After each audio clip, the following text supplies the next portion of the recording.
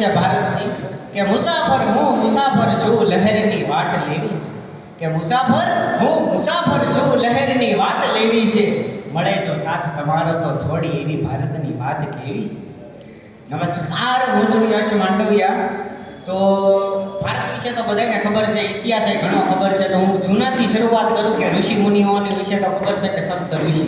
એની આગળ આવી તો રાજા મહારાજા, કેવા કેવા મહાન રાજાઓ થઈ ગયા મારા દેશમાં, કે મહારાણા પ્રતાપ, શિવાજી, સંભાજી એમ મહાન. આ એક વાત છે કે આપણને આપણો ઇતિહાસ ભૂલાવવામાં આવ્યો છે. એક રિસર્ચ જોતું કે કોઈ દેશને કંગાળ કરવો હોય તો શું કરવું, તો અમુક કીધું કે એની ઉપર મિસાઇલ નાખો. તો મિસાઇલ નાખવીને તો કે 50 વર્ષે 100 વર્ષે 500 વર્ષે પાછો ઊભો થઈ, તો શું કરવું, તો કે એને એનો ધર્મ ભૂલાવી ગયો, એની સંસ્કૃતિ ભૂલાવી ગઈ.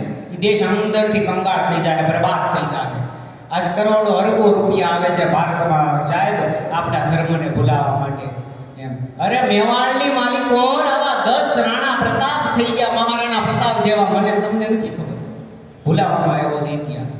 બાકી તાજમહેલ ને કુતુબ મિનાર ને એ આપણી ધરોહર છે, એમાં ના નહીં, પણ આ બધું આપણને ખબર છે. પણ એકલા રાણા કુંભાએ 33 દુર્ગ કિલ્લા બનાવ્યા હતા. ક્યાં લખેલું છે? એકલા રાણા કુંભાએ 33 દુર્ગ કિલ્લા બનાવ્યા હતા. આવા મેવાડની માલિકો 10 રાણા થઈ ગયા, 10 રાણા એમ. અને રાણા પ્રતાપનો રાણા પ્રતાપ એ કઈ નાની હસ્તી નહોતા. રાણા પ્રતાપ જ્યારે પોતાની મરણ પથારી પર પડ્યા હતા અને આ વાત અકબરને ખબર પડી ને, અકબર પોતાના સિંહાસનમાંથી ઊભો થઈ ગયો ને કીધું કે હે ખુદા.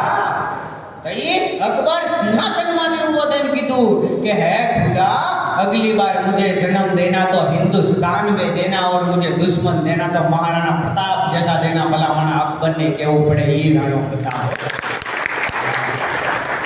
કઈ નાની હસ્તી નહોતા.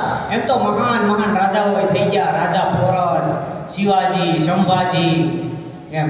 અને એની આગળ આવું તો કે બારવટીયા એવા જાઓ ભારતમાં. હા, મૂળું માણેક કરીને બારવટીયો, એક નાની એવી બારવટીયાની વાત યાદ આવી તો ખરું કે મૂળું માણેક કરીને એક બારવટીયો એને અમરેલીના કોર્ટમાં ઊભો કરવામાં આવ્યો. એમાં એવું થયું કે ગોરા અંગ્રેજની વાઈફ, એમના પત્ની, એને કીધું કે મારે મૂળું માણેકને જોવો છે.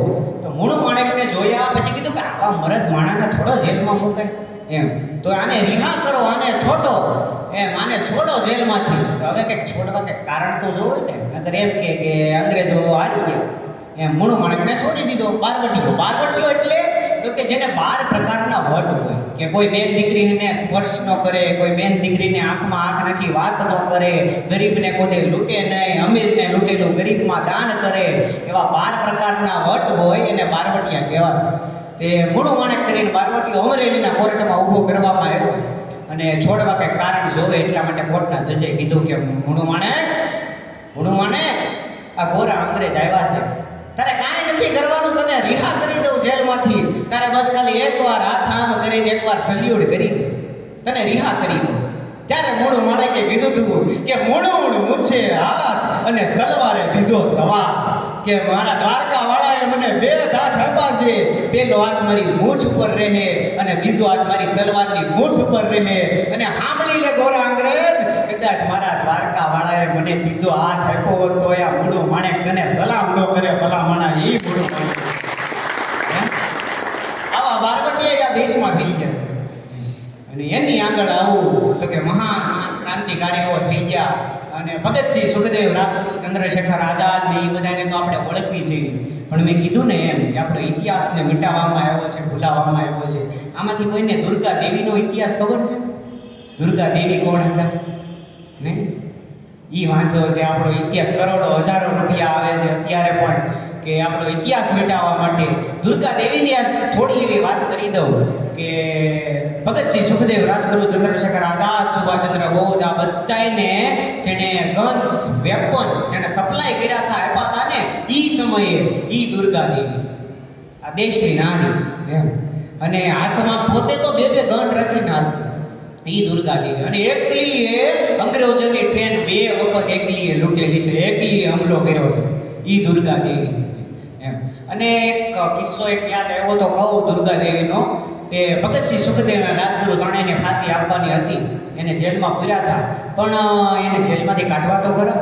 તે ભગતસિંહ અને દુર્ગાદેવી એ બેન વચ્ચેનો સંબંધ એટલે કે સીતા અને લક્ષ્મણ જેવો સંબંધ. તે જેલની બરોબર સામે એક મકાન ભાડે લીધું અને જેલ ઉપર હુમલો કરવાનો હતો અને એને ભગતસિંહને છોડાવીને એના હાથમાં ગન આપવાની હતી, એટલું કરવાનું હતું.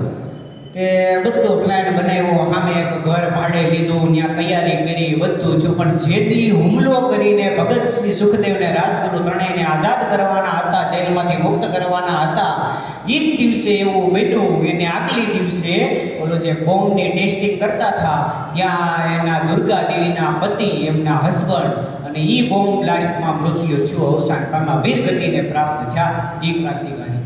અને બધાની આશા હતી, એમ કહેવાય કે આશા છૂટી ગઈ કે હવે શું કરવું.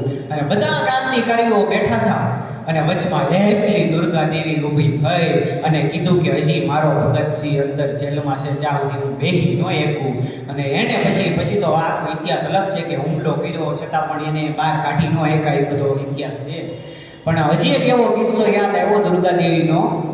તો એવું હતું કે એ લોકોને લાહોરથી કલકત્તા જવાનું હતું, પણ વચમાં પોલીસ એટલે પકડી તો લે ગમે અને ફોટા બધા પાસે, એટલે બહાર નીકળ્યા એટલે તરત પકડી લે એમ હતું. તો એક જ રસ્તો હતો કે ટ્રેનમાં જાય તો થાય, અને ટ્રેનમાં જવાનું હતું. અને દુર્ગા દેવી એ ગોરી અંગ્રેજ બન્યા, બે અંગ્રેજ બન્યા અને વેશ ધારણ કર્યા, બે કપડા ગોરા અંગ્રેજોના. તો એ ભગતસિંહનો હાથ આમ કાપતો છે.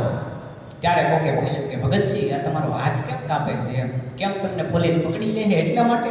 એ કે નહીં, આ અંગ્રેજો છે જેનાથી મારે વેર છે, જેને તે હું નફરત કરું છું. આજે મારે એના કપડાં પહેરવા છે ને, એ ધ્રુજારી મને કપાવે છે, એ ખુમારી મને કપાવે છે. ભલા ભલા આવી દેશભક્તિ હતી.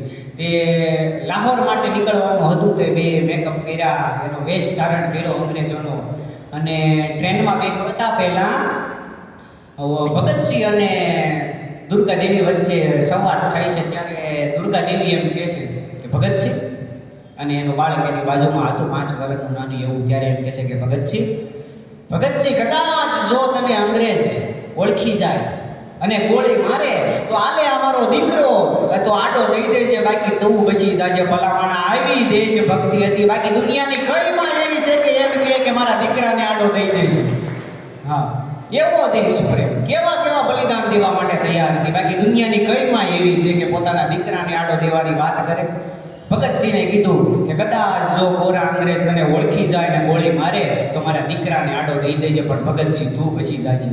અને આવી મહાન આવી ક્રાંતિકારીની વાત મને તમને નથી ખબર સાહેબ, આ ઇતિહાસના પત્તોમાંથી કાઢવામાં આવી છે એમ.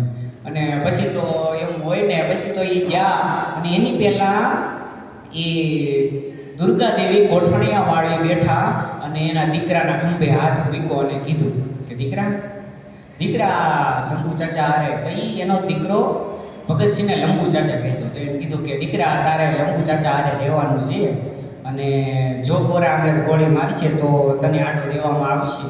એટલે કદાચ બની શકે કે તારી ને મારી આ છેલ્લી મુલાકાત હોય, કદાચ બની શકે. ત્યારે એ દીકરાને દુર્ગા દેવીને આંખમાંથી આંસુ પડ્યું નાનું એવું. ત્યારે એ દીકરાના દિલમાંથી કદાચ આ શબ્દ નીકળ્યા હશે. કેસરી મૂવીમાં ગીત લખાયેલું, એ તો બરોબર કેસરી મૂવીમાં ગીત લખાયેલું એની રીતે, પણ કદાચ આ જ ગીતના શબ્દ એ દીકરાના દિલમાંથી નીકળ્યા હશે કે વો માઈ મેરી ક્યા ફિકર તુझे क्यों आंख से दरिया बहता है, तू कहती थी तेरा चांद हूँ मैं और चांद हमेशा रहता है. આ દુર્ગા દેવી હતી સાહેબ એમ. એટલે બસ તો વધારે સમય તમારી વાણીને વિરામ આપતા પહેલા બસ એટલું કહેવું છે કે ભારત કોઈ ભૂમિકા ટુકડા नहीं, एक जीता जागता राष्ट्र पुरुष है, राष्ट्र पुरुष. डटल जी ने कहा था ये वंदन की धरती है, ये अभिनंदन की धरती है. इसकी नदी नदी हमारे लिए गंगा है, इसका कंकड़ कंकड़ हमारे लिए शंकर है. हम जिएंगे तो इस भारत के लिए और मरेंगे तो इस भारत के लिए, और मरने के बाद भी गंगा जल में बहती हमारी अस्थियों को कोई कान लगाकर सुनेगा तो सिर्फ एक ही आवाज आएगी, भारत माता की जय. भारत माता के, भारत माता के अस्तु. ફરી એક વખત જોરદાર તાળીઓ સાથે યશ માંડવિયાને આપણે વધાવી દઈએ.